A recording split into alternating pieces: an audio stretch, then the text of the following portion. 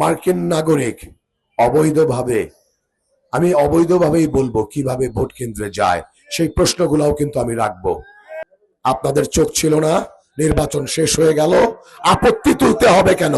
আচরণ বিধি লঙ্ঘন করেছে, সেইটার ব্যাপারে আমাকে আপত্তি করতে হবে কেন? আপনি কোথায় ছিলেন? আপনি কি করেছেন?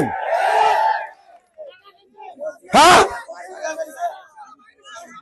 সেই জায়গাগুলোতে বাজিতপুর নিকলিতে আমরা প্রশাসনকে অনুরোধ করব,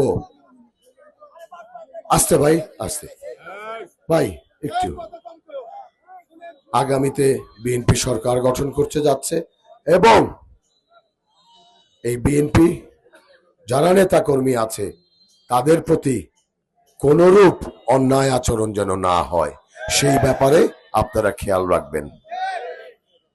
আমরা আইন নিজের হাতে তুলে নিতে চাই না।